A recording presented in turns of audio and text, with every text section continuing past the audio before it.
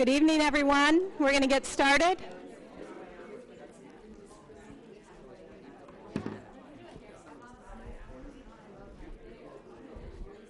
Hello, good evening.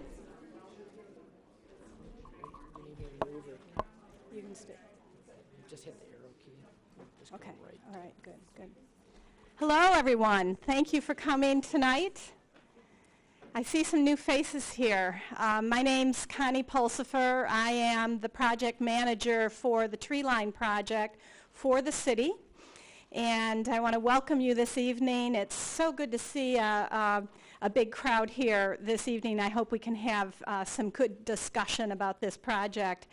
I want to spend about 5 minutes, do a little housekeeping, tell you what the program is for the evening, and then my team and I are going to give you a short presentation, and then we will have a chance for conversation. So we have this room until 8:30 tonight, and that should give us plenty of time. I want to first introduce my team. Kayla Coleman is over on the right here. Many of you have seen Kayla at all the meetings. She's my counterpart at the city who's working with me. From Smith Group JJR, that is our consulting arm of the project, is Neil Bilodeau, Oliver Kiley, Smith Group's project manager, Keenan Gibbons over here, and we have JP over here at the sign-in table, who is an intern working with us at the city. So we will be here until the end of the meeting to answer any questions you have, and are looking forward to talking with you this evening. I also want to acknowledge the Citizen Advisory Committee members who were able to come this evening. Several advisory committee members were not able to be here. This is a group of citizens that volunteered about 18 months of their time to help guide this project. And so this was a volunteer group who worked with us every step of the way, providing us guidance at advisory committee meetings, reacting to materials we've provided to them. And we couldn't have done this without the Citizen Advisory Committee, so if you all wouldn't mind standing, I would appreciate acknowledging your presence tonight. So thank you so much for your help. There are many more who weren't able to be here tonight, and they send their regrets as well.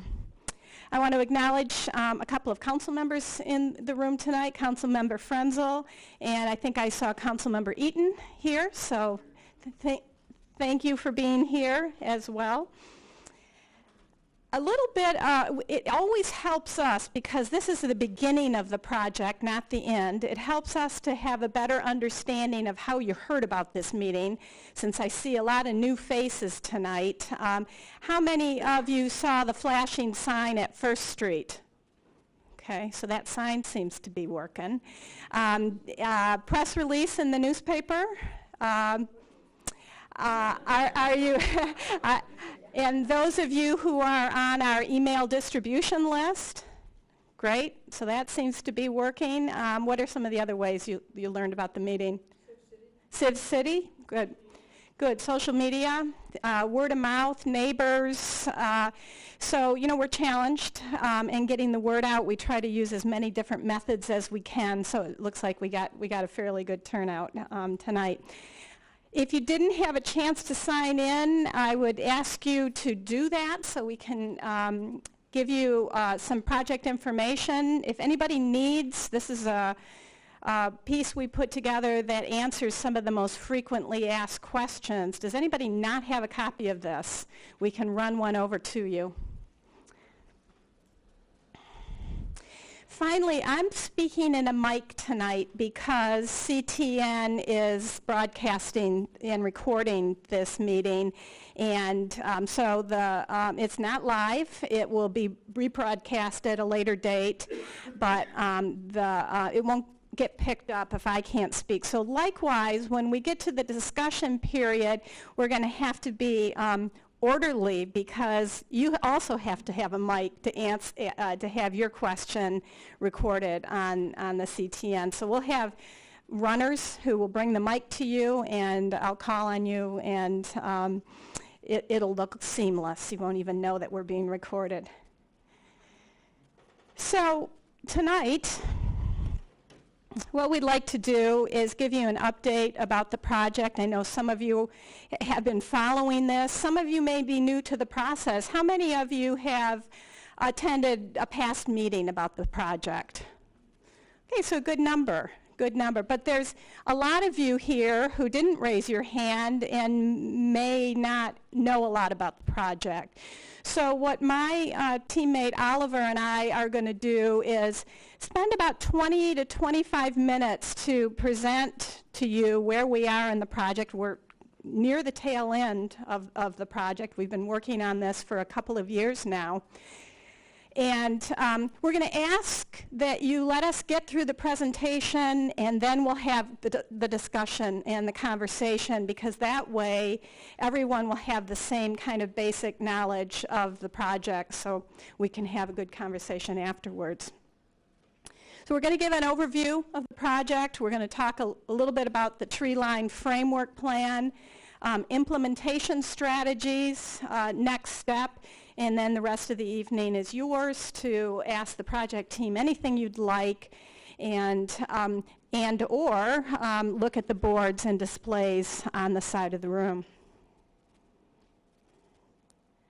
So first, a bit of an overview. Many of you know this project as the Allen Creek Greenway, and that's because the community's been talking about this for about 17 years. Do I have that right, Joe? About 17 years. So there have been lots of reports done by students, by volunteer groups, and what's different about this process is in 2016, City Council identified this as a priority project. They heard loud and clear from the community that this was a priority to improve non-motorized connections from the river into the downtown, into our near neighborhoods, down to the South Athletic Campus, and so they decided to, as a body, to make this a priority project, put some funding towards this, and charge staff with creating a team to look at the feasibility of an approach to make this alignment that goes from one end of town to the other. We did a deep dive on this. We did a lot of analysis first year, and to really understand the corridor, we came into the project with a real strong community vision, but we hadn't really had the resources to understand how feasible this is to actually happen. So we're going to talk about what makes this feasible and all the steps we went through to get there. So just a little bit about the project study area and the context. First things first, north is to the right, so that's different than most maps you see. The map just to confuse you, the map you're holding in your hand, north is straight up. So two different orientations. But what you'll see up here on the screen is is north to the right. So here we are at the Huron River. You can see that where it connects to the border-to-border trail at Argo Cascades general area is the north end of the project, and then it generally follows the Allen Creek floodway and the railroad that goes through town down to the south boundary of the property to South State Street in Stimson, sort of in the general area of the Salvation Army down there. So these boundaries were identified by council. This was our charge to look at a feasible route in this area. Very quickly, though, council realized that there could be some real benefit to this project extending even further south down to Ellsworth, the city boundaries, to have further connections for regional trails. So City Council passed a resolution asking staff to keep that in mind as we look at future projects down the South State corridor, and also as we do our capital improvements program funding to allocate dollars to a future study. So if you want to think about this as a phase one, that might help you in thinking about future phases. future phases haven't been funded yet, but we're thinking about that as we go forward. So this is all really about connecting the dots. City Council and the community acknowledged it's really hard to get from the Argo Cascades and the border-to-border trail area into downtown. We have the challenges of North Main and the MDOT rail corridor. So what can we do to make those connections to, in the green dots, some of our most prized park areas in the city? In the yellow dots are close-in town neighborhoods, Water Hill, the Old West Side, the Old Fourth Ward, and into the south area, the U of M Stadium and the Ross Athletic Campus. And then in the core of all this is the downtown, this piece that it's really hard for people to move back and forth from the river into the downtown and into the Carytown area. So we've thought about a lot of key issues, and right from the very beginning of this project is we knew that we wanted to improve quality of life in the community. We wanted to improve mobility options so that you don't always have to use your car to get from one end of town to the other. I don't know how many of you see the people walking down the rail corridor on game days. So there's a real desire to get from downtown to the South Athletic Campus, but there's not a good way to do it. So we took a look at that. Understanding connectivity within the study area and other community destinations, like, as I said, the neighborhoods and parks and the border-to-border trail, making those connections. So this idea of non-motorized trails in the community is really catching on. We're making a lot of progress with trail connections. We now have a trail connection that goes out to Matai Botanical Gardens at the end of Fuller Park. If you haven't been on that one, it's just newly opened and it's fantastic. So that's making a connection to the border-to-border trail. We're working with the county to make a connection from Bandamer Park all the way out to Dexter and beyond. And all of this also connects to the state's vision of a statewide connection from Belle Isle to Ironwood, which is up in the very west corner of the Upper Peninsula. It's called the Iron Bell Trail. So this would be the in-town piece of this broader regional connection. And so that's why I think it excites the community so much, knowing that there might be the opportunity for non-motorized connections within our community outward to other communities as well. Oliver is going to be talking a little bit about feasibility. Now, what did that mean to us? We knew if we couldn't define a route that identified property access. So we knew we needed to get access to properties in order for this to be a feasible route. If we don't have access to properties, then it's not going to work. So some of the past community visions, and Oliver will touch on this, had envisioned using the rail corridor. We'll explain our analysis and why we're not able to do that to the degree in which we originally thought we could. But we also want to talk about tonight this kind of the structure and approach for implementation. So we're looking at a partnership on this project that is kind of new to the city. So it's a new paradigm for how to think about operation, maintenance, and implementation of the trail.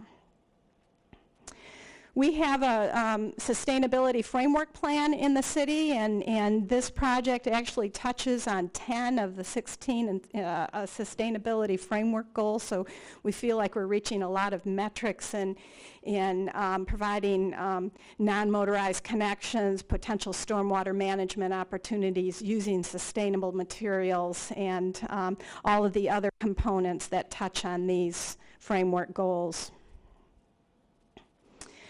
So we are nearing the end of task 4 on this project. As I said, we started almost 2 years ago.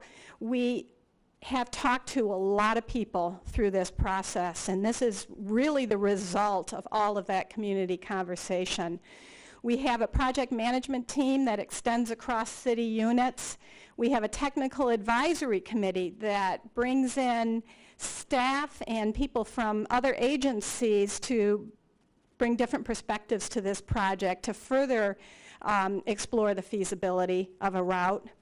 We put out an open membership to a citizen advisory committee, which filled really quickly, and worked with that group for 18 months.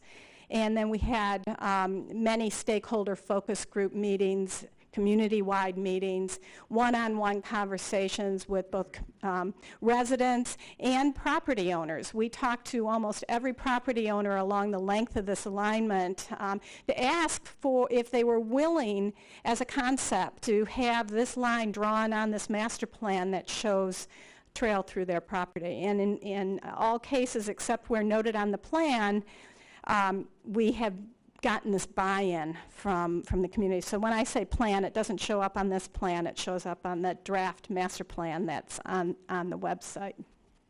So we've talked to a lot of people, gotten a lot of input, and what you'll see tonight is a result of that effort. What we hope to happen is we're going kind of forward to an approval process timeline. We hope that this master plan, when it's complete, will be adopted by both Planning Commission and City Council as an element of the city's master plan. And that's really important, because if we want to get funding for a project, you have to have a master plan in place. So we're making a great step in that direction as well. I'm going to turn it over to Oliver to talk about the framework plan, and then we'll open it up for conversation. Thank you, Connie. Okay, so a couple big things to talk about. First, one is, as Connie mentioned early on, this project started off being called the Allen Creek Greenway and has shifted through a branding effort that the Conservancy helped lead to be called the Treeline and identified as an urban trail. And I think that's an important distinction to recognize. While the Greenway had very good visions and still has very excellent ideas to continue to transform the Allen Creek corridor, our charge, as Connie said, was really to find what's that feasible route that makes that non-motorized connection. And as we talk about the framework, you'll see that this route that we've identified, there's a lot of opportunity to build other projects and other things onto that, whether that be green space or stormwater projects or a variety of other things. So we'll get to that. Trail, to acknowledge that we are going through very complex, challenging. There's a lot of complicated situations. So part of the process has been trying to put thinking a little bit about what this. That said, something in the of our groups that we've worked with, making something stages, all ability, biking, you know, in what have you. So continuous experience is really critical and important to everybody who is involved. Trail alignment to the extent possible. The trail side as well. Secondary connectors, other ways of feeding and tying people into it, as well as I mentioned, opportunities for other green spaces or other kinds of natural areas to be created along the corridor. Throughout the process, we've had a lot of questions. Sorry, I need to do it. Battery change or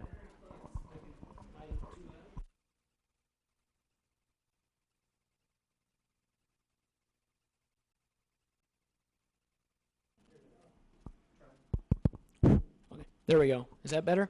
A little bit? Okay. So throughout this process, we've got a lot of questions about the design of the trail and the kinds of amenities and things that would be included on it. And so I'm not going to read through all of these right now, but yes, it will be paved. There'll be pedestrian scale lighting.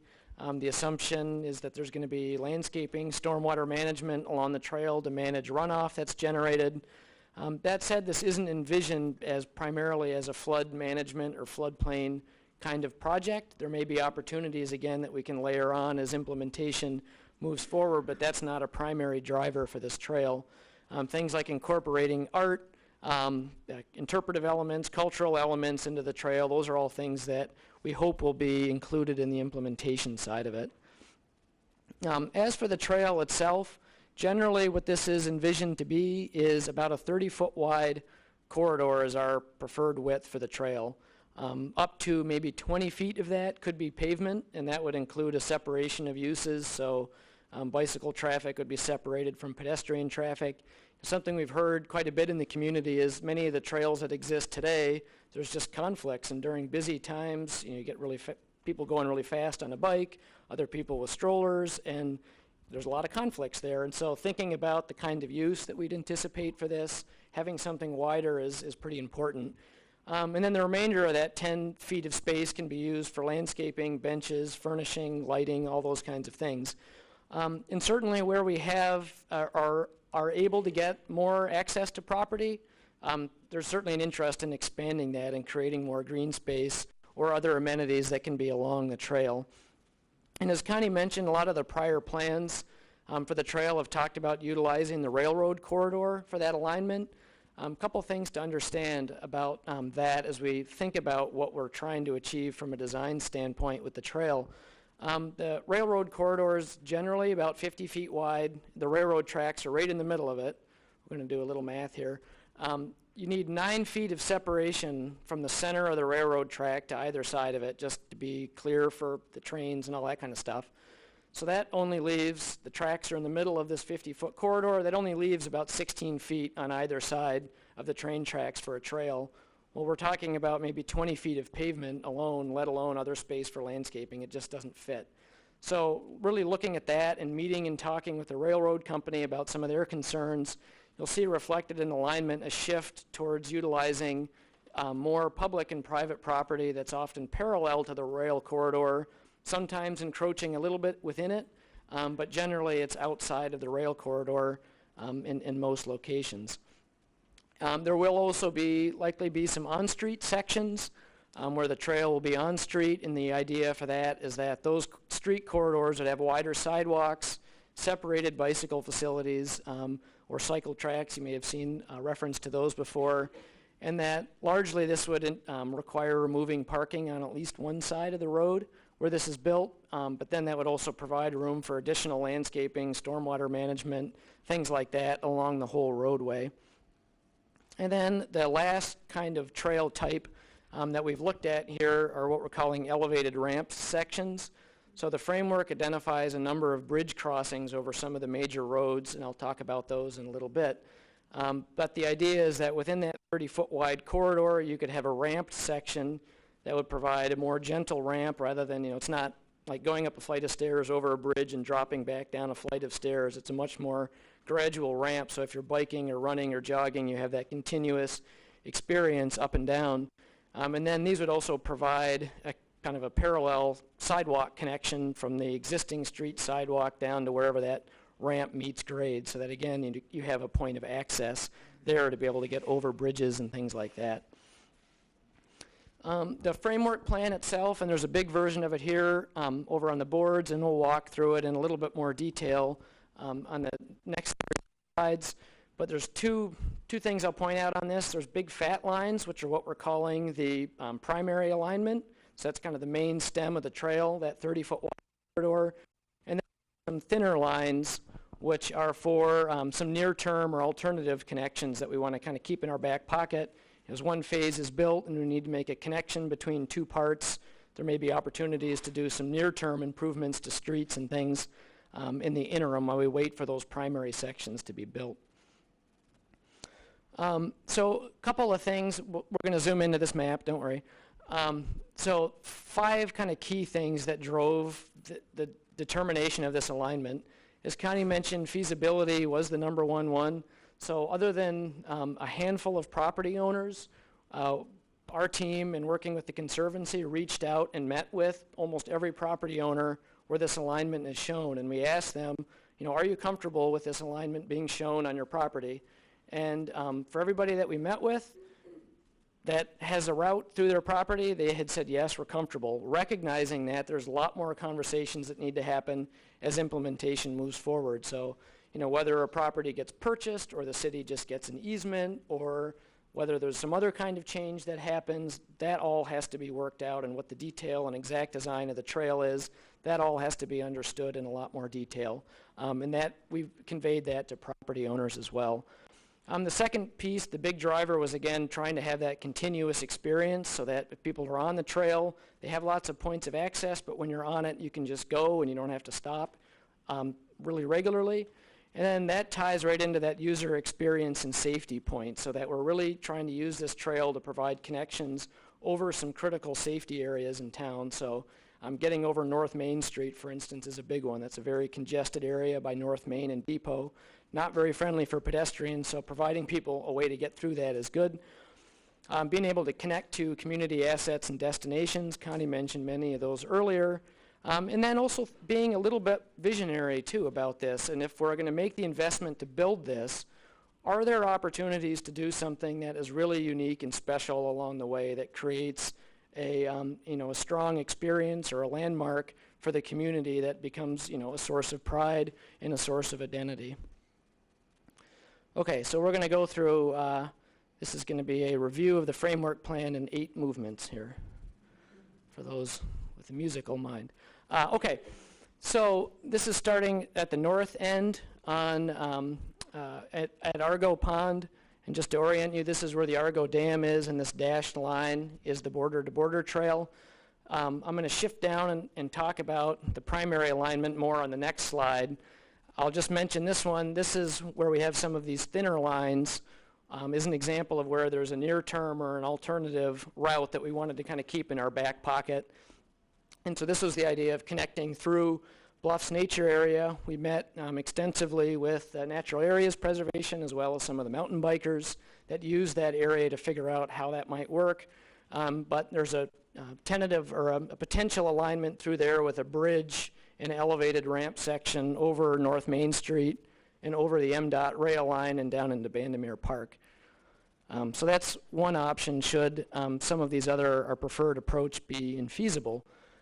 So I'm going to start here. So this is where Argo Dam comes across the existing border-to-border trail. And so what we're proposing is a ramp of some kind. The images speak to a spiral ramp idea. There's other ways that could be designed, but that would connect from the border-to-border trail over the MDOT rail line, over North Main Street, up to the corner of Wilt and Sunset. And then from there, the main trail would follow along Wilt Street, parallel to the railroad tracks, mostly within the street right-of-way. We would cross Summit Street and then go into 721 North Main, which is a city-owned property. And that would connect along the west edge of 721. There is another section that of the primary trail that's being in an engineering phase right now. And so you may have heard reference to the berm opening project, which is a floodplain management project to cut a stormwater tunnel through that MDOT railroad berm where it's bermed up. Part of that project is now looking to add a secondary tunnel for pedestrian and bicycle use that actually goes underneath that railroad bridge. That would provide a connection also right over to the border-to-border trail, and then going, this is east, this comes out right by the Amtrak station on Depot Street. So that's like another gateway point to be able to get people in. And we've had some questions about that, why sort of do both of these. One, again, it's really recognizing that North Main Street is a very difficult road to cross. And so if people are coming from the east or the southeast and want to get on the trail, you don't want to have to force them to come across here to get onto it. This is a really great way to be able to pull people in and get them on. And then then the main branch heads south. This is the messiest page of all of these, so it gets a little easier as we go. So again, this is the connection down through 721 North Main. There's an old rail spur that runs behind. This is where the Ann Arbor Distillery is. There's an old rail spur that comes down to grade at Felch Street here. We cross Felch. And then this is Kingsley Condos, which has just started construction. And part of the site plan review process for that got a 30-foot wide easement for the Allen Creek Trail, the tree line. I'm going to do that a bunch of times tonight, so you can laugh each time that happens. Anyway, for the tree line, we got an easement secured for that, so that's a piece that where we already have property access. There would be a small on-street section, and then we would utilize private property to bridge up, and then I should mention the dashed lines mean where it switches from on-grade to a ramped situation. So we ramp up and bridge over Miller Street and then come back down to grade. And there's been a lot of conversation about Miller. Do we really need a bridge there? Rationale is that Miller Street, as you may know, comes downhill in both directions. That's visibility issue 1. There's a railroad bridge that blocks visibility. That's number 2. I'm up to 3 already. 2. And then also the road has kind of a kink in the direction as it changes, so that's 3. It's a nasty area to try and cross as a pedestrian during rush hour. So being able to bring people over that, we think, is a good way to go. And then on the south side of Miller, we're looking to tunnel through with another pedestrian tunnel underneath the railroad bridge, berm, onto the west side. From there, we'd be going through a private property with a connection west into West Park with a crossing point right into West Park. So again, that then ties in to the West Park trails and can bring people in. And then the main branch continues south through here, ramps up, bridges over Huron Street, stays elevated but with some ground level access points, stays elevated past the YMCA, and then as it approaches Liberty, that's where the railroad tracks come back to grade, and the trail would kind of follow that elevation and come back to grade right at Liberty as well. And then Liberty and First Street becomes kind of a key on-grade gateway point. So that's probably the busiest road that we're not crossing with a bridge, and that was deliberate to try and make a point where if you're trying to get people into downtown, create a really strong statement as people are driving in. That was kind of the closest point and a really strong point to do that. The route then stays on First Street, crosses William, and goes back onto private property as it heads south through private property out onto Ashley. It's on street for about a half a block. A new mid-block crossing would be built, and then we bridge up and ramp over Madison and Main Street and South Main Street and drop back down to grade at Mosley. And again, as part of this construction, the city got a 15-foot wide easement to be used for the trail, so that in conjunction with the small sliver from the railroad property would give us enough to be able to build the trail through there. It then goes on grade through property out onto Hill Street. And then from Hill, it's a new crossing improvement here at Green out to this intersection, which could be improved. This is a massive intersection at Green and Hoover. Clean that intersection up, then we would go east down Hoover, on street to State Street, when we would start to head south towards Stimson. And something to point out, even though these are on-street sections here, one of the key improvements that we can link in with these on-street sections is trying to improve those pedestrian crosswalks. So South Burns Park neighborhood, there's a lot of students and faculty and just residents that are trying to cross over State Street, and during busy times that's a challenge. So being able to improve that corridor, not just moving along it, but crossing the street is pretty important. And then this would continue south to the ending point at State Street in Stimson. So this is down where the Salvation Army is, just south of the Stadium Bridge. Okay. So I'm going to go through these fairly quickly on the next couple. So this was just some illustrative drawings showing what the trail could look like. So point A, this is looking at the trail up by that spiral ramp in Argo Pond that crosses over the MDOT rail line, crosses over North Main Street, and connects up to Wilt Street at Sunset. And then this would be the border-to-border trail down at grade. Here's where the Argo Bridge is, Argo Dam, and then that's that bridge with the tunnel underneath the MDOT rail line. So that's kind of a shot of how that could look. One of the ideas of these is that these gateway bridges could be kind of signature elements depending on how they're designed, and would appear in similar or different ways at some of these other key crossing points and gateways into town.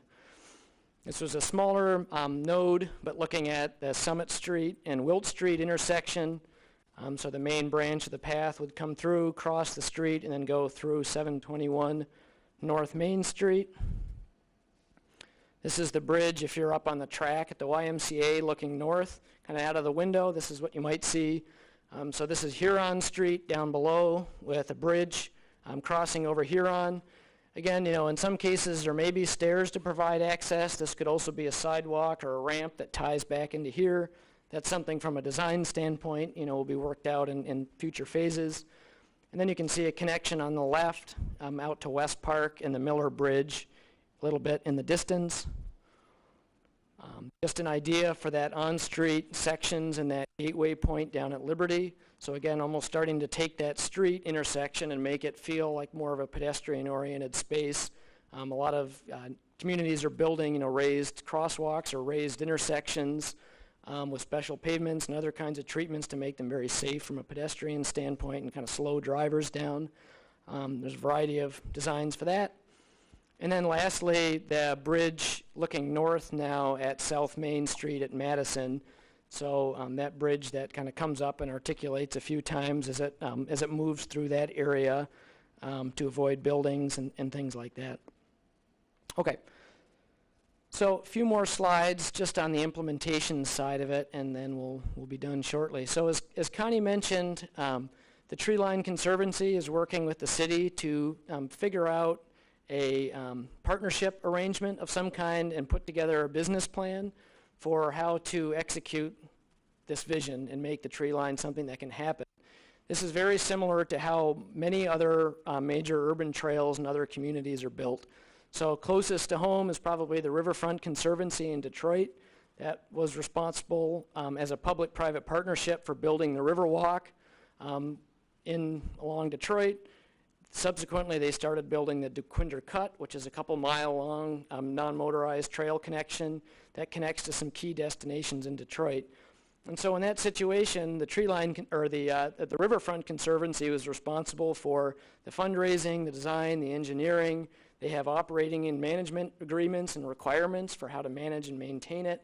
And so the city and the Treeline Conservancy is looking to figure out, what's that set of roles and responsibilities that the Treeline will play in trying to put this and make this vision happen.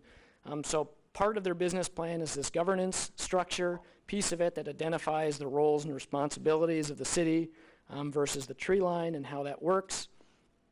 The second component of it is the financial side, and so it's thinking about not just the capital costs that you need for construction of the different phases of this project, but also those ongoing operational costs. So who's maintaining it, who's managing it, who's paying to keep the pedestrian lights and the street lighting going along it. All of those kinds of things need to be considered in this business plan. That said, the Treeline Conservancy is looking at a very broad range of funding opportunities for this. It could be grants, donations, sponsorships. Ann Arbor, I've lived in Ann Arbor my whole life, and I can say that Ann Arbor doesn't have a strong history of asking for money necessarily as a community to fund projects. And so when you look at a lot of other communities like in Detroit or Grand Rapids that fund large public projects, it really takes a lot of different interests and constituents and groups to pull together to figure out how to do it. So those details aren't worked out, but those are the things that the Treeline Conservancy will be looking at. This is the most boring slide of the evening. Very important, but I'm not gonna read through these. Suffice to say, there's lots of management and maintenance kinds of things, enforcement, all that stuff that needs to be considered in this plan. And then lastly starts to relate to the implementation strategy. So how is this really rolled out? How is this process phased? We recognize that building this whole trail, it's about 2.7 miles long. That's a lot to bite off in one piece. It'll very likely be phased in increments. So what does that phasing strategy look like? Again, needing to reach back out to property owners and figure out, here's what we're proposing. Here's a more detailed idea. How do we come to an agreement with property owners? That's all part of the next phase of implementation and moving that forward. That said, we have put some thought into the phasing approach for this. Generally speaking, the thought is that the north zone, which goes from that spiral ramp connection, includes this connection out to Depot Street, and then goes south to about William Street. That's kind of the first phase that we'll be looking at to implement. The second phase is mostly combinations of private property, and that goes from William to Hill. And then Hill Street South, that is entirely presently planned to be within public rights-of-way. And so as we look a little bit more at that north zone in detail, what we've started to do is to think about, how can these different project areas be established and set up, and how can some of these be advanced, and then maybe some of those near-term connections can provide a linkage between them as they move forward. As I mentioned, this project has already received FEMA grants and funding and is in an engineering and design phase right now for this linkage. The thinking is that building this section next would provide that really critical and immediate access point over North Main and get people to the riverfront. So that's a key piece. A lot of Section C is either public land, public right-of-way, or rail property. So there's a limited number of property owners to work with to build that section. D has a bit more private property, but that includes essentially the Miller Bridge. Section E has the Huron Street Bridge. And then Section F is again within public rights-of-way. So it's kind of how we're thinking about that. And then certainly this has been a topic of conversation in terms of the cost for the project. You may have seen the $55 million number kind of in the middle of that range discussed. So a few things about that. This is the list of kind of physical design that includes, that cost number includes. So that's a construction cost estimate. So that's all of the physical stuff that's built for the Greenway. That does also include what we call a lot of soft costs, so contingency, all the design fees, the engineering fees, permitting, all those kinds of things. It does not include, if there's property acquisitions or costs related to getting easements or environmental cleanup or other utility work that the city wants to piggyback onto this construction. It doesn't include those kinds of things. That said, as we think about what this project costs relative to many of the projects that we benchmarked against, it's kind of in the middle of that range. The 606 in Chicago is a recent project that opened, very similar length, almost all elevated trail along the top of a part of a berm. That was about $6,600 a linear foot. A lot of people have asked about, the High Line, and we put this in here not because we're trying to recreate or mimic the High Line or import it into Ann Arbor, but just to put the cost number in perspective for people. That was a super expensive project, and the elevated structure was already built, so didn't even include that. Okay. So where are we going next with this? As I mentioned, Oliver and I are on the presentation circuit. We've been going to all the boards and commissions and talking to them and asking for their support for the project. We have dates that need to be confirmed but tentatively planned for Planning Commission public hearing on November 8th. And then City Council action on December 18th. So anytime we adopt an element of a master plan, it has to go through both bodies, and it goes through Planning Commission first, and then on to City Council. So we hope by the end of the year both bodies will take favorable action on this, and we will have a new element of the city's master plan. Concurrently to that, last month we distributed a draft plan, which is available for everyone to see on the city's website. Sent it out to adjoining jurisdictions to get their comments, and so we will fold their comments into our final presentation and public hearing to Planning Commission, and that will conclude this, but it's just the beginning of the project, because there's many steps after a master plan. You can think of master plan as sort of a conceptual framework.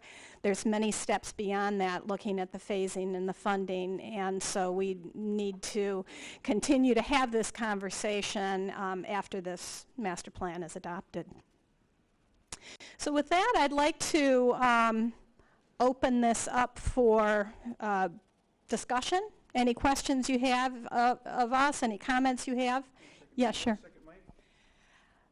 CTN, if you can hear me, we need a second mic, please. Doug, yeah. Oh, we got one. So we're going to, the way this is going to work is I'm going to call on you so that we can pick all this up through CTN. We'll have either Keenan or Neil get a mic over to you, and then we will, so Doug, it looks like you have you have the mic. Yeah, thanks for letting me go first. I can go home and have dinner. So if you can hold it up. Okay, Thank so it's a very impressive set of documents and research, thoroughgoing, proposal. Very exciting, and I very much like the phasing, starting at the north and moving toward the south. As an architect, though, I know how expensive these bridges are, and the one at Madison, which is long and kinked and a cable stay bridge, I'd hate to see that be, I'm glad it's phase 3. I'd hate to see that be a deal killer because I think it's very expensive, and I'm not sure an at-grade crossing in Madison would be that bad. There's a light there, and frankly, when it gets onto Hoover and the rest of that route is some of the least compelling parts of the route. So frankly, I just hope phase C doesn't in any way impede progress. Great. Thank you for that. If you can hand the mic back to Keenan. Doug, that actually is a good segue to something I forgot to mention. So when we talk about a master plan, it has built-in flexibility. So if we continue to have conversations with the community and we find we either don't need a bridge or don't need a segment of the trail, or conversely, if something comes online that could benefit this project that isn't shown in the master plan, we have that flexibility built in to adapt the plan to changing circumstances. So starting on the north end, we feel fairly certain about this border-to-border trail connection and the Iron Belt connection. As we move south, we see more community conversations. So thank you for that. So, gentleman in the back, Keenan, if you could hand the mic over. I like the plan. One thing I'm really concerned about is I've seen people walking on, not game day stuff, but on the railroad tracks, especially over by Washington there, and I really think access to the railroad tracks needs to be closed off. That's the place to build the wall. Because I just hate to see somebody get run over. I almost got run over at a Metro Park trail. I foolishly tried to cross the track, and it's scary. I almost got killed. That's one thing. So I urge all to fence off and shut down any access to the actual railroad tracks. And the other thing is, if you check with the adjoining cities, City of Dexter did a really good job with Mill Pond, and they submitted their thing. So I mean, if you could consult with them, and I think they got a lot of funding from the DNR, the Natural Gas Trust. So that's something that maybe you could look at. Thank you. Good time for me to comment on the rail company. So this is operated by Ann Arbor Railroad. Watco Company is the holding company. This is a short line freight rail through the city. I mean, if you've noticed on game days, they don't run the train during game times, and they go fairly slow through the community, but they have that loud horn, right? Anybody who lives nearby, it wakes me up. So Watco shares your concern about trespassing on the railway. We've met with Watco Company and Ann Arbor Railroad several times through this process. I think we've developed a very good relationship with them. We don't have agreement yet to we are asking for some portions of their right-of-way to be used, but their primary concern is safety and liability. So they would agree, and in concept, they feel that if we can provide a parallel route that provides access for with people that loosely follows the line of the railroad, we'll be doing a service in terms of a non-motorized access. So thank you for that comment. Yes, over here, Donna. We have to get the mic to you, Donna, so a little bit of pause here. Bear with us. You mentioned that the trail would go, I don't know, by near to the train station, but the train station may not be in the same place pretty soon. So how would, I mean, it's great to have the trail give access to the train station. So assuming that the train station is moved, I guess, to Fuller, probably, maybe. Do you have a plan for having the trail connect there or not? Yeah, so I think I heard somebody mumble back there that the potentially the border-to-border trail, you know, being able to get people onto that could then provide a connection. Part of the border-to-border trail runs on the really wide side path that goes in front of Fuller along Fuller Road. So if you can get people on the border-to-border one way or another, that can provide that connection to the potentially new train station location. The other thing is too, even if the station moves, Wheeler Park is right there. You know, I know we actually work right across the street from there. See a lot of school kids from the daycares or from the schools nearby coming down using the park. There's tons of people walking through there right today and getting on the railroad track berm where it's low and walking along the track. So that's a strong desire line now, even ignoring the train station being there. So I think that'll still have a lot of benefit in the future as well. Great, thanks for that. Anybody else? So we'll do Robert and then Ray, and then Jess. Hi, my name's Robert Helber. I own a couple properties that are along the proposed trail. One of them is just east of the YMCA. It runs parallel with the railroad tracks, and then another one where it's designed to go underneath the railroad track at 310 West End, where Ann Street dead ends into the. I know you guys have talked a lot about contacting people and talking to them about it. But to date, I mean, we've had just up until just real recently, we've really never had any contact with anybody about this. And there's about 25 or 30 parking spots that we have that run along that section there up to Maynard Battery, where it's going to go over Miller Street. And I just would like somebody at some point in time to contact me so that we can understand the magnitude of what this is going to mean to us there, and if it's something that we would be on board with doing something. So. Thank you, Robert, for introducing yourself. We definitely want to get your contact information. We've made all attempts to contact as many people as we can and are being very careful in the plan to put big asterisks next to those we haven't been able to connect with. So, Ray, I'm sorry, but Jess got the mic first, and then we'll hand it over to you. Way to go, Neil. Hi, I'm Jessica Lita, and I'm super excited. I was reading through your 60-page document on the plan earlier, so well done you. I wanted to say one thing and ask one thing. The phrase that you mentioned that I'm most excited about are the trail's unique experiences and landmark opportunities. I'm really excited for this to be something that can set Ann Arbor apart and make us look really unique, now that we don't already have that, but continue to augment the opportunity. I'm also interested to understand, I understand the difference between capital and operating costs, so at what point in your fundraising do you begin construction, and what do you need as far as fundraising goes?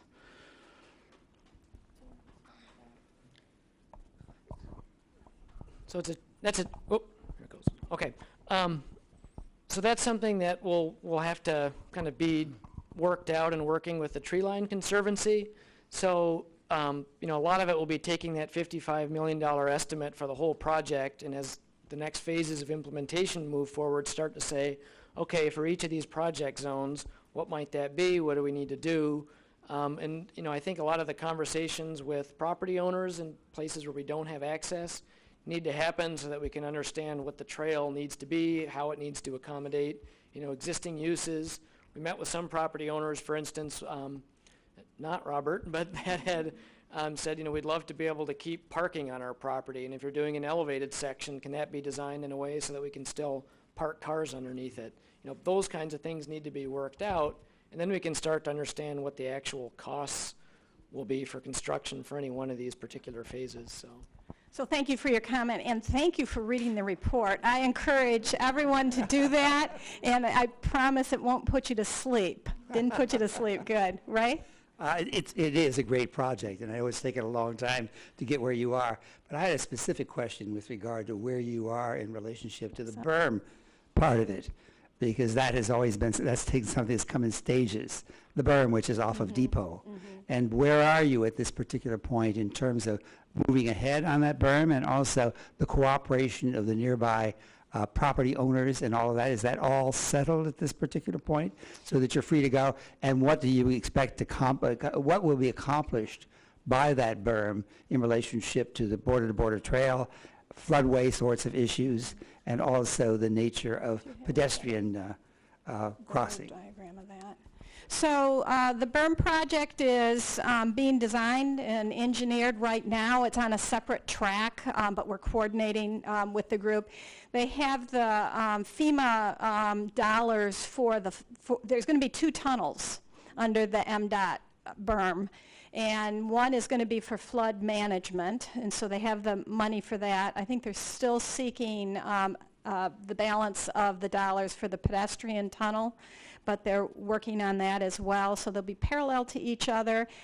What that will accomplish for us is getting under the MDOT rail berm, which we have buy-in from MDOT to do that. We also have buy-in for MDOT to walk along the edge of their berm there, and so they're very supportive of this and on board. And then it allows this connection here, and this is where the Allen Creek comes into to the river, where there would be a short bridge section over the Allen Creek, and then connecting over to the border-to-border trail.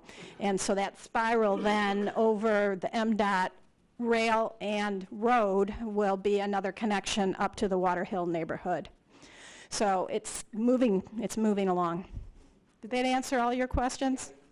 So that there's no problem with regard to cooperation with property owners? No, they're working that out. So we've got Peter. Who else is going to have some questions? We have Margaret. So Peter, then Margaret. Hi, I'm Peter Hout from the Washtenaw Bicycling and Walking Coalition. And I think overall this is a great project. I especially like what we have there at North Main, because that's such a difficult place to get through on foot and on bicycle traffic. So thanks for your hard work on it. It's really good. There's one part of the project that I'm really disappointed with, though, and that is on the south side where it goes through U of M's campus. And if anyone questions the need for a better route through there, all you need to do is go stand on the stadium bridge on game day, and you will see pedestrians coming from both directions walking on the train tracks. And I mean, the tree line is going to get used 365 days a year, but this is just the most obvious example of why we need it, is game day. When we invite 100,000 people to our city, and the best that we can give them is walking on the train tracks. That's really disappointing.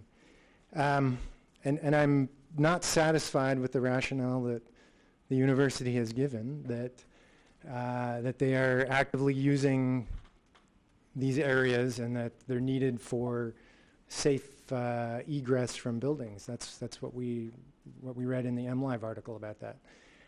It just doesn't make sense to me that the university can't, with the resources of the College of Engineering and the School of Architecture and Urban Planning, that we can't solve this problem. I feel like they've given up on it before we've even really started looking for the right solution. Jim Costa, to his credit, has agreed to meet with me this week or next to explain more about it, but I think it's obvious that a a trail like this that includes 6 blocks of State Street is just not as good as it could be. So I'm looking forward to working with them, and WBWC is going to be working with hopefully with this team and with the university on a better solution. Well, all I can say, Peter, is good for you for setting up a meeting with the university. The Citizen Advisory Committee, I'm not going to speak for everybody, but I think showed disappointment as well. The University of Michigan was represented on the Citizen Advisory Committee, so we met with them several times through the process. We showed lots of different options where we actually were going through their property. But in the end, we decided that we were going to treat the university like any other property owner who requested we not show the trail alignment on their map. And we think it serves the master plan in a better light if we don't show something that they are not in agreement with. But we're going to continue to talk to them as well. That is one of the later phases of the project. We want to start on the north end, but it's never too soon to get out there. And Peter, I know you and your group will do a really good job of advocating, so I appreciate your help on this. Margaret.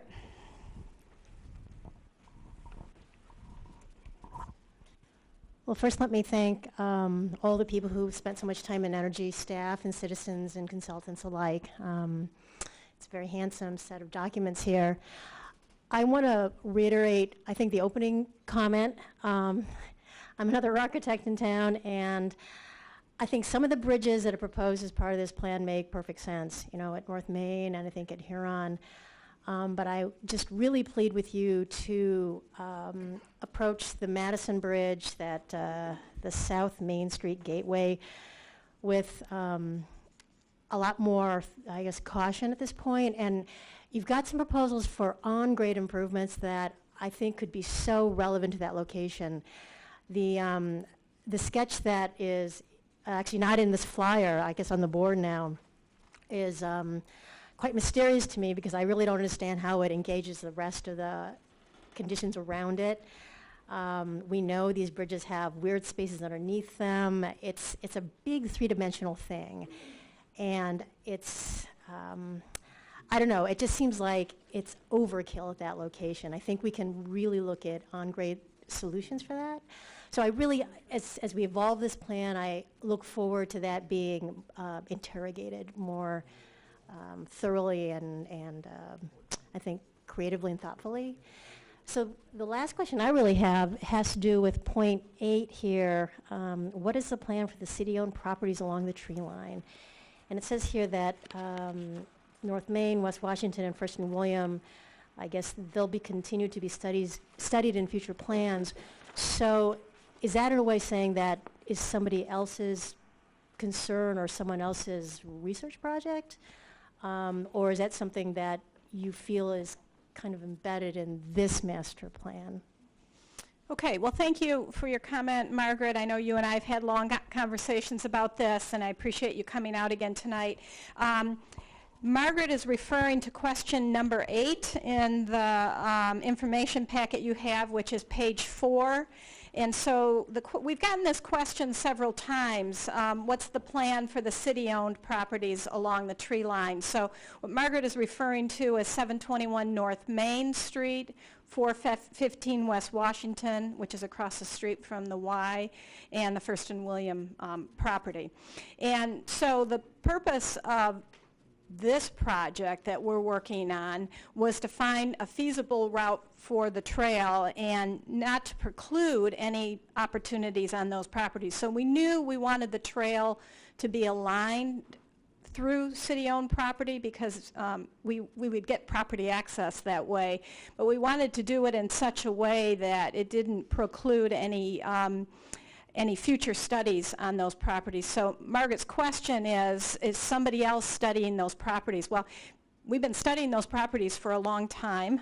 There's lots of different plans for 721 North Main. There have been plans for 415 West Washington, and First and William, I know there's a resolution that says that will be green space when it's not a parking lot anymore. So They will continue to be studied. I don't know what the timeline is, but rest assured they'll be coordinated with this project because they're integral to this project. So we don't have any plans at the moment, any activity, although I will say at 415 Washington, they are looking at the historic designation of one of those buildings and determining how to move forward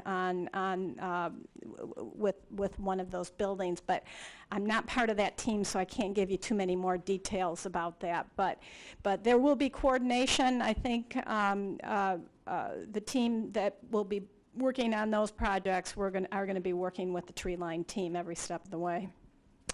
So I saw right here your name, Kathy, and then let's go Kelly and then Vince. Kathy, Kelly, Vince. Hi, yeah, I'm a property manager, and your line runs through our property over by the YMCA. Mm-hmm. And this kind of goes back to the two architects' comments. And my memory is terrible, but a couple of months ago, a couple gals came by, and they're part of a sidewalk improvement project, or improving the pedestrian walkways and crosswalks. Are you working with them, as far as maybe making that crossing at Madison? I think that's where they were talking about the crooked bridge or whatever. Are you working alongside that project, or are they working with you to help offset some of the costs? On Madison? Wherever. Or is this a completely separate project with separate It is funding? a separate project from this. So you're talking about ramps, the sidewalk replacement program and the ramp replacement That's what it sounds program. like, yeah.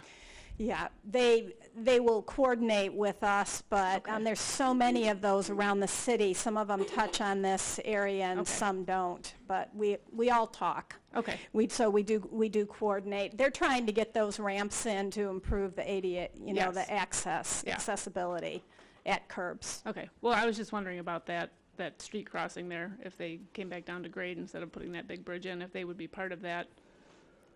That will be considered as an alternative. Anywhere we Okay. have a bridge, we're going to be looking at Gotcha. options because it's, it takes time to raise money for bridges, so we want to make sure that we have crossings in place. So we call those kind of near-term opportunities in the Okay. plan, improving on road sections. I hope I'm answering your question. Yeah, no, you are. I Okay. just was wondering, if that $55 million, if that's, you're taking all that into consideration and you're We- not doubling your efforts, Right, yes. putting in a bunch of stuff that you're going to end Yeah. up tearing out. Yes, we are coordinating Okay.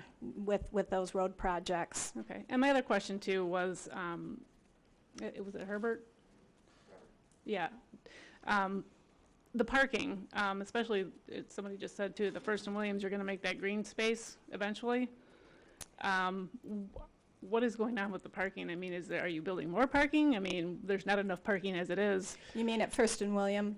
Yeah. Yeah, I'm not sure the exact timeline of First and William. What I was referring to is that there is a resolution in place that if it is no longer parking, then it will be green space, but I don't know Okay. what the time frame is for that. Okay, because I know if you go through our parking lot, we're going to lose 50% of our parking. Right. So I'm just wondering where all those people are going to park. It's a good question. Okay. So Kelly, and then we'll go over to Vince. Hi, Kelly Schwartz with the Get Downtown program. We are thrilled about this project and its opportunity to bring people into downtown. One of the biggest things that I get when I talk to employees downtown about commuting, not bringing their car into downtown, they say it's not safe to ride my bike, it's not safe to walk, so hopefully this is going to give people options in coming into downtown.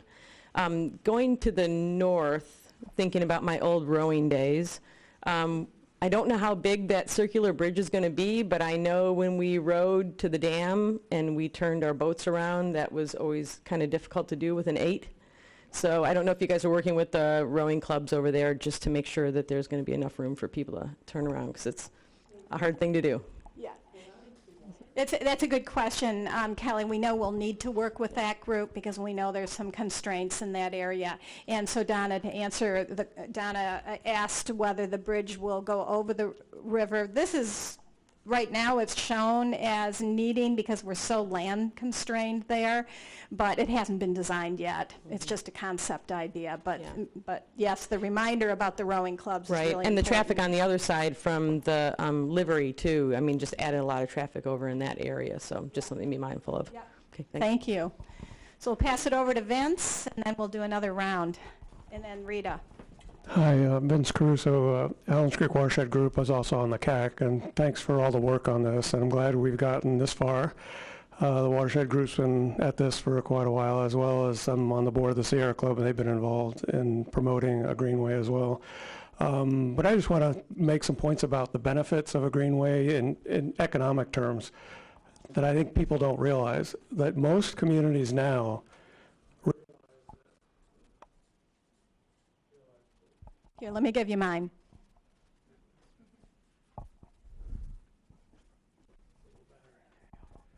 most communities now realize that a walkable, bikeable community is actually highly desired. My brother's a planner outside of Cincinnati, and they are suburbanized and to the hilt, very conservative. They have gone hog wild on bikeable, walkable, and has done tremendous quality of life for them. You know, they don't have to get in the car. They can get out and walk. The kids can walk to school, bike to school. It's a totally different experience there now. And everybody now wants that, you know, they want sidewalks. They want bike lanes and bike routes. So the other issue, I think there's a lot of planners here tonight. I think we can probably all agree that any properties along this site are going to go up in value the day it's done, in my opinion. I think that's been shown time and again. The downtown community is going to gain tremendously because we know that people who are biking and walking will spend a lot more money than people who are driving. And if we can get people to walk down to the downtown, they'll be spending a lot more money. And it's a little mercenary to talk like that, but the environment and the economics always go hand in hand. And the other point I would just like to make is about stormwater issues. I think, you know, we need to remember that we're facing greater stormwater challenges in years to come. You look at Houston, you look at Brownsville, you look at Florida, you look at these other communities, they're being inundated with water. It's like 100,000-year rain just happened down near Houston by some calculations. So we need to make sure that we, especially the parcels that the city owns now, they're in the floodplain and in the floodway, we need to think about those as being really valuable pieces of property that could reduce the flood hazard for communities upstream in the Old West Side and the older parts of the downtown, and not discount the value of that, because we don't want to diminish the tax value of existing homes to put in new taxable property. Because a lot of times you're going to lose money by causing more flood hazard. And we don't want to do that. And we're facing major storm events almost every year now. There was a 500-year rain in Warren, Michigan, just 2014. The Lawton neighborhood got hit with a 5 or 6 inch rain on 2012 with the tornado that went by. That was supposed to go right over the city. Did a right hook, and the meteorologist said, oh yeah, I forgot to tell you, these really powerful storms do a right hook. And it just dumped a tremendous amount of rain on Lawton. That was supposed to go right over the city. So I think we need to, you know, make sure that we don't compromise the quality of the downtown. There's very valuable neighborhoods down there. We don't want to endanger them. We want to reduce flood hazard. And I think, you know, this is one way we can do that in conjunction with trails and bikeability. So. Thank you, Vince. If you could hand it to Rita. I always appreciate your perspective, Vince, so thank you. Hi, Rita Mitchell here. I was on the Citizens Advisory Committee, and I just was noticing the North Main section that you're pointing out that has the dotted lines. So it's kind of like back to feet on the ground there, no bridge. That is a complicated area to cross Main Street if you're coming from the west side and east side. So I'm glad to see that that's marked as something for attention.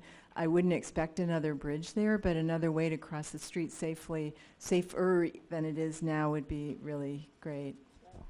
Thank you. Okay, another show of hands for comments. So we've got Dick. Anybody else? I'm going to ask for comments from people who haven't had a chance to speak yet before I do second rounds. So Dick, Alice. I'm Dick Norton. I live in the Old West Side. I think this is wonderful too. I think it's Can you hold this?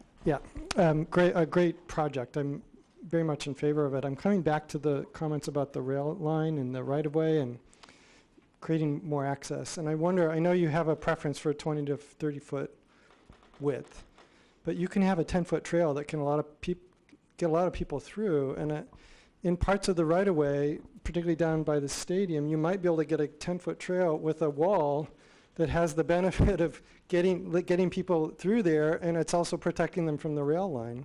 So can you explore the possibility of having throughways that aren't the full trail with all of the amenities, but still provide a point of access that actually may make the rail line safer?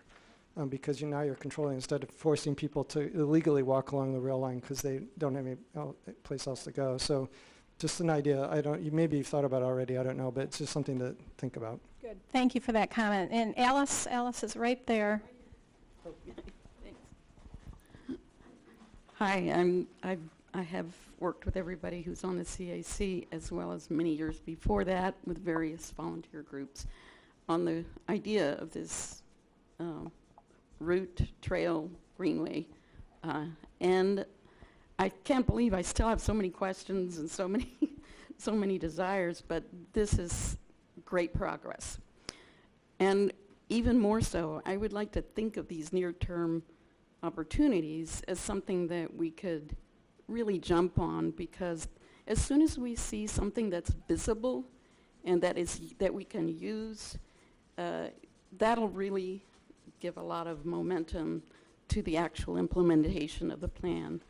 So I would even advocate for on-street routes first, if we can do it and coordinate it with the pedestrian safety program and the road reconstruction programs, where they do different kinds of lane patterns on top of the new pavement, more pedestrian safety crossings and all of these things. I think that if we could identify those that are happening as part of the trail, it might help us really begin to have not just a vision, but a tangible object to get us inspired. Yeah, very, very good point, Alice. It might, I'm sure this is a strategy we've talked about, is getting some of these near opportunities in place to get this momentum going and an interest in the trail connection. So thank you for that. Anybody else? This is good conversation. Questions, comments? If you'd like to spend the rest of your time looking at the boards, we can do that as well. So anybody who hasn't had a chance to speak first, yes. My name's Lou. Yeah, that's right. Just a quick comment. Snow removal might be an issue. Should take that into your plans, because the cross-country skiers will love it after a heavy snowstorm, but the bikers won't. So, how heavy of equipment will these things take over the bridges? Is a smaller piece of equipment, like Snow Buddy, going to have to make 4 or 5 passes to cover the 30 feet, et cetera? So we have, certainly we're not there yet, but we have talked about this as a primary non-motorized connection in town, and so trying to keep the primary routes plowed, I think, is going to be important to the success of this. And if you start getting commuters who use this in the winter, they're going to expect it to be plowed. So thank you for that comment. Dick, did you have another thing that you wanted to say? Okay, so anybody else? This is really great. We have more time if you'd like, or if you'd like to wander around and talk to each other and look at the boards until 8:30, we can do that as well. What would you like to do? Are we done? Are we talked out? Yes. Okay, thank you so much, everyone, for coming out tonight. And feel free to stick around. We will try to empty this space at 8:30.